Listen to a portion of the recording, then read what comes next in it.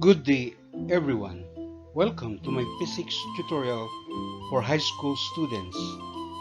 Today's lesson focuses on analyzing and solving a hydrodynamics problem involving Bernoulli principle. So just hang on, watch and learn.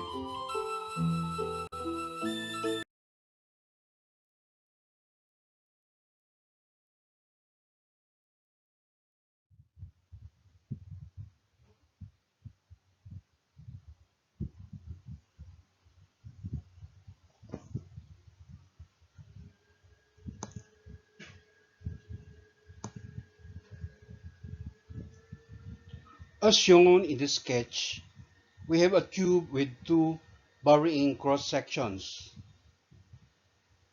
The bigger part has a cross-sectional area denoted by capital A sub 1, and the smaller part has a cross-sectional area capital A sub 2. The flow speed in the bigger tube is denoted by V sub 1, while the flow speed in the small tube is denoted by B sub 2. According to the equation of continuity,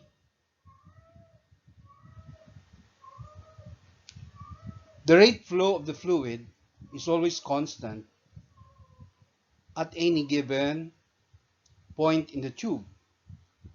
The product of the cross-sectional area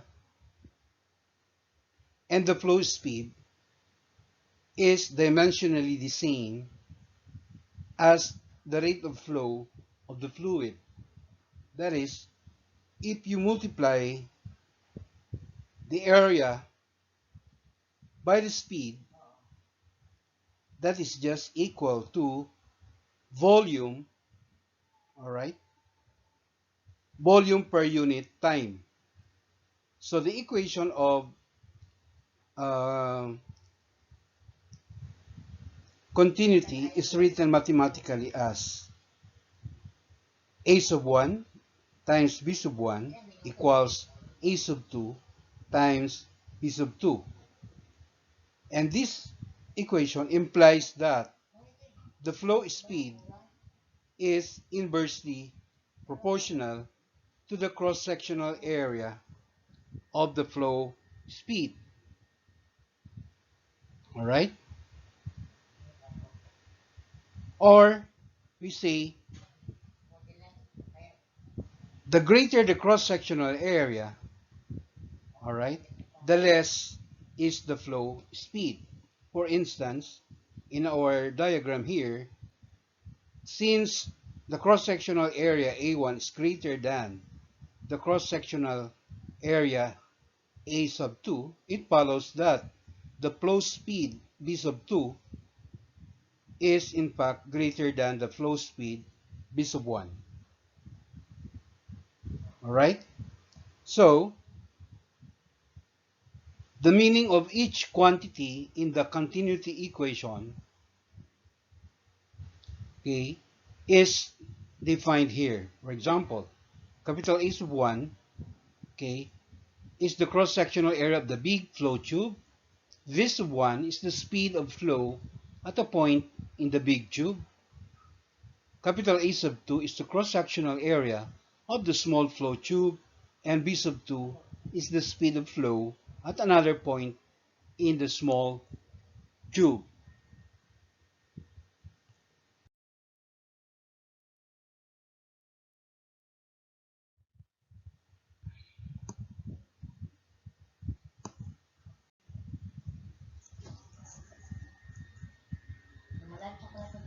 The next diagram shows another sketch of a pipe whose fluid in it flows both horizontally and vertically. The pipe also has two varying cross-sectional areas, A sub 2 for the bigger and lower part, and A sub 1 for the smaller but higher part. When I say lower and higher, I mean their elevations or heights with respect to the reference level, such as um, the ground. We represent the vertical position of the smaller pipe as uh, y sub 1, all right, and y sub 2 for the bigger pipe, all right. Also, we label the flow speed as uh, V2 and V1 at the big pipe and small pipe, respectively. The product of the absolute pressure and the cross-sectional area represents the force that causes the fluid um, to flow in the pipe. As shown in the diagram, the force at the lower part of the pipe, all right, is actually greater than the force at the higher part of the pipe, all right. This suggests that there is a net force causing the fluid to accelerate in the direction from the bottom to the top of the pipe, all right. So may I just emphasize that the red arrow here represents, okay, the external force F1, all right, while the smaller arrow, all right, shown here also represents an external force on the fluid, all right, and we say that F1 must be greater than F2. That's why there is a net force that acts on the fluid in the direction from the bottom, all right, upward, all right. The product of the pressure, all right, the pressure uh, that is perpendicular to the cross-sectional area, okay, on the big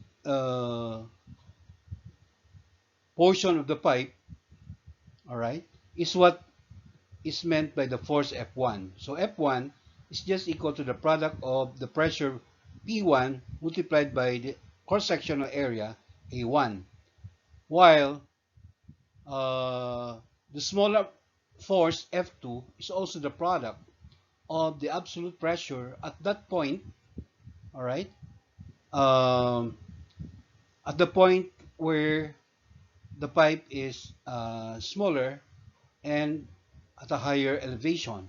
So that force F2 is also the product of the absolute pressure P2 multiplied by the area A of 2. All right. Now, we can also use the principle of the work energy theorem, all right, in this situation. We say that the amount of external work done on a unit volume of the fluid is equal to the change in kinetic energy and potential energy of the unit volume of the fluid. And that exactly is what Bernoulli principle really is all about. All right? So, according to Bernoulli principle, the work done on a unit volume of fluid by the surrounding fluid is equal to the sum of the changes in kinetic and potential energies per unit volume that occur during the flow. And this equation is the mathematical equivalent of that statement. All right? The difference in the pressure P1 minus P2, all right, is what is meant by the work done on the fluid per unit volume. All right? And that is just equal to the sum of the changes in the kinetic energy and potential energy of the fluid.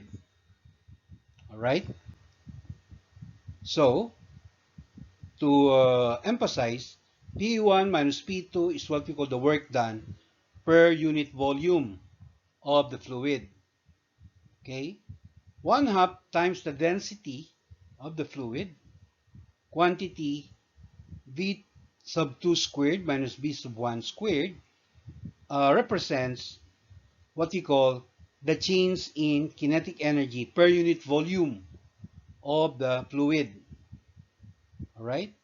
And uh, this one, the product of the density of the fluid times acceleration due to gravity, quantity y sub 2 minus y sub 1, represents the change in the potential energy per unit volume of the fluid. All right? So that is the mathematical formula of Bernoulli's equation, which is, strictly speaking, is just another statement of the what we call work energy theorem. We also emphasize that Bernoulli's equation, all right, is only applicable for an ideal incompressible fluid. All right. So the general expression is given in this equation. All right. Uh, the absolute pressure P plus, all right, uh, this term density times G times Y is what we call the gravitational potential energy per unit volume. And this next term, 1/2 density times the square of the speed, represents the change in kinetic energy. So if you add all these terms, it will be equal to a constant value, meaning at any given point within the pipe, all right, that is the sum of these terms is always constant. All right. So this principle only applies for incompressible steady flow of fluid where there is no what we call internal friction or viscosity.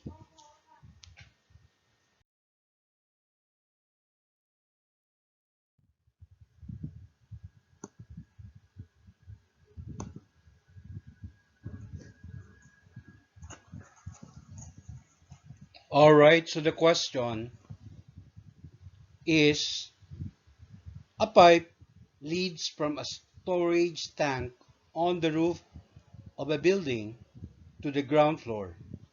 The absolute pressure, the water in the storage tank where it connects to the pipe, is 3.0 times 10 to the 5th power Pascal.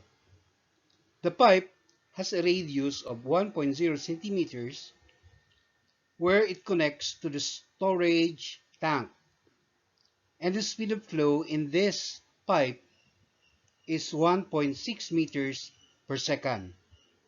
The pipe on the ground floor has a radius of 0.50 centimeters and is 9.0 meters below the storage tank. Questions are, for letter A, find the speed of flow, and question letter B, find the pressure in the pipe on the ground floor.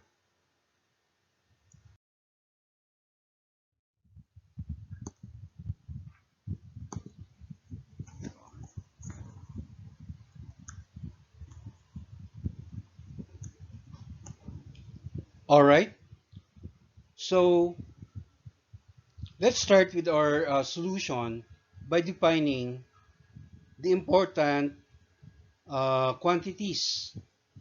All right.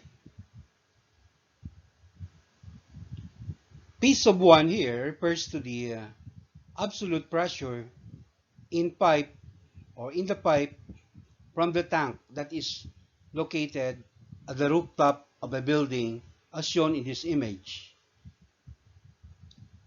P sub 2 is the absolute pressure in the pipe at the ground floor of the same building. R sub 1 refers to the radius of pipe number 1. Alright? Pipe number 1 is the one that is directly connected to the storage tank. V sub 1 represents the flow speed at this pipe number 1. And V sub 2 is the flow speed at the pipe that is located on the ground floor. That's pipe number 2. R sub 2 is the radius of pipe number 2. Y sub 1 refers to the height of pipe 1 measured from the ground. And Y sub 2 is the height of the pipe. And it is assumed that Y sub 2 is considered also the reference. That's why we have it here. Y sub 2 is equal to 0. Alright? More specifically, these are the given data. Alright? The absolute pressure in the pipe number 1, alright, is equal to 3.0 times 10 to the 5th power Pascal. Now, the radius of pipe 1 is equal to 1.0 centimeters or 0.010 meters. And the flow speed in the pipe number 1 is given as 1.6 meters per second, while the flow speed, alright, at pipe number 2, represented by B sub 2, is our target variable. Alright. R sub 2 is the radius of pipe number 2, equal to 0.50 centimeters or 0.0050 meters. Y sub 1, this is the height, alright, of pipe 1, alright, equal to 9.0 meters, and Y sub 2, which is the reference, is equal to 0. And another target variable is the pressure, absolute pressure in pipe number 2, which is located on the ground floor.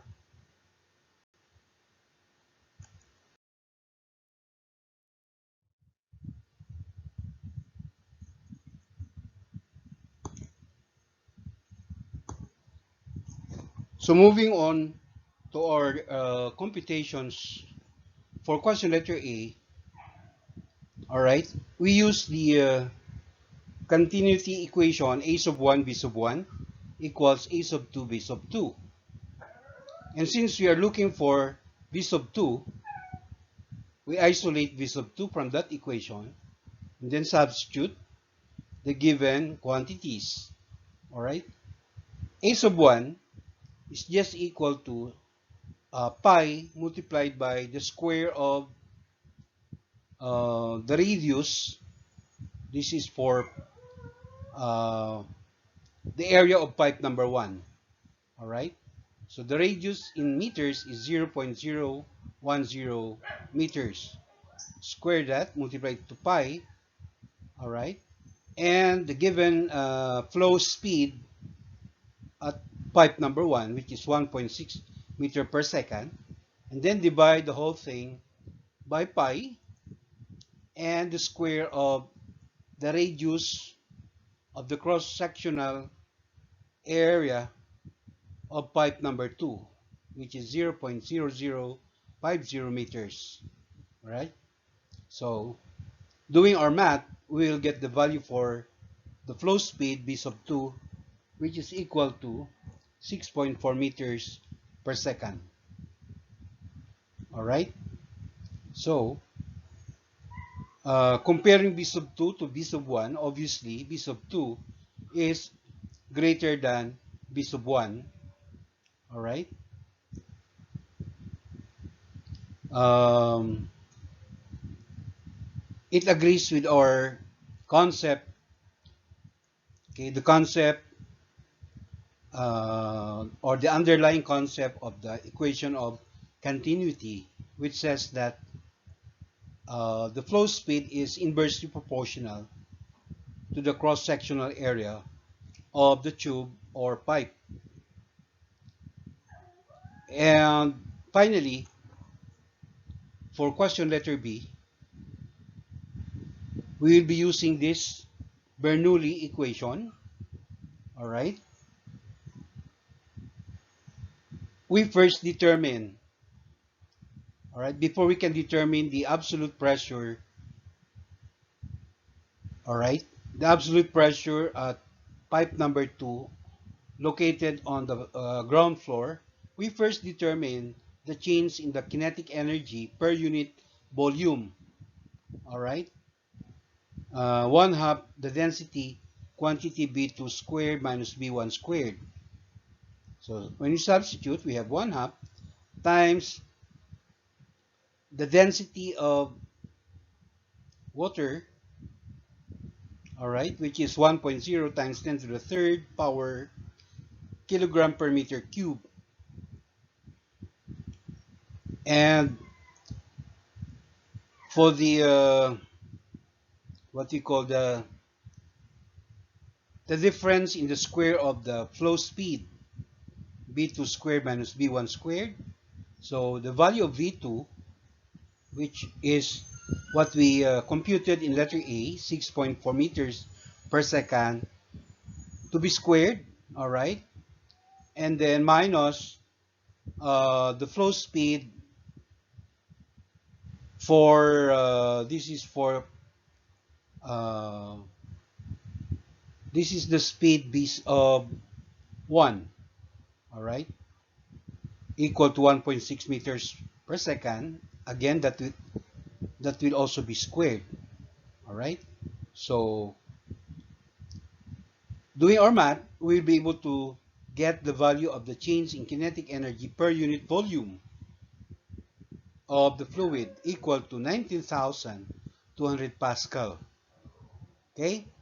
Likewise, we will also calculate for the change in gravitational potential energy per unit volume of the fluid, delta PE over V.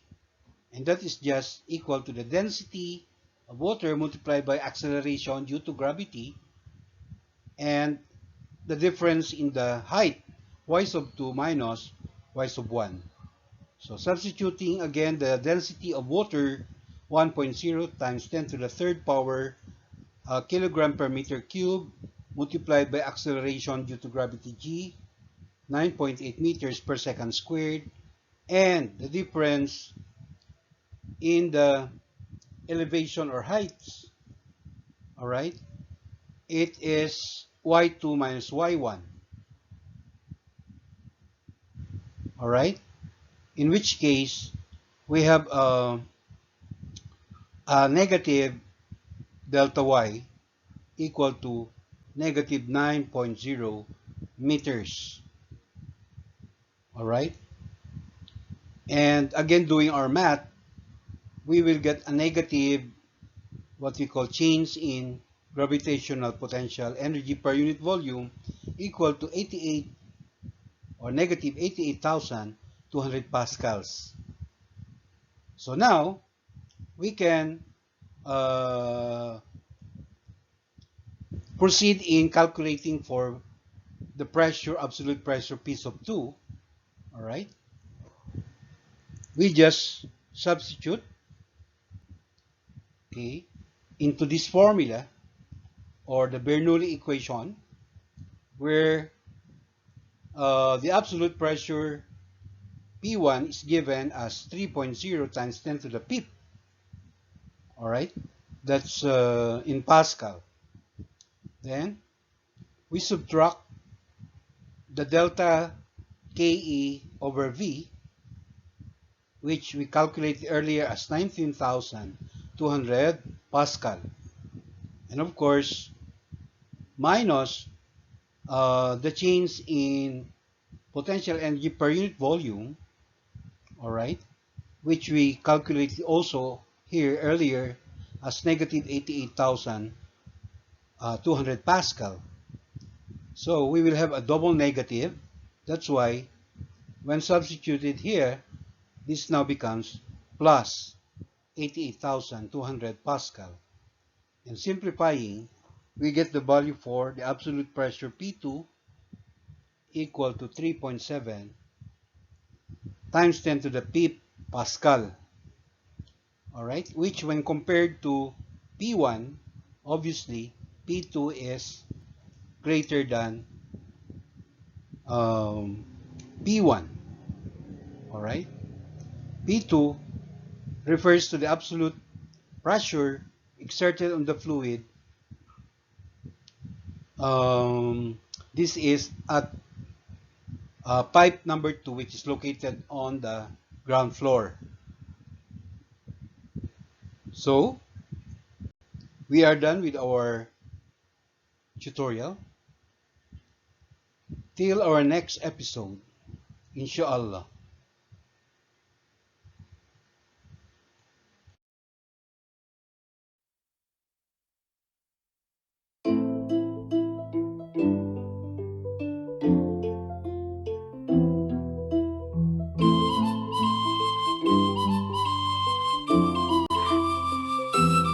Thank you very much for watching.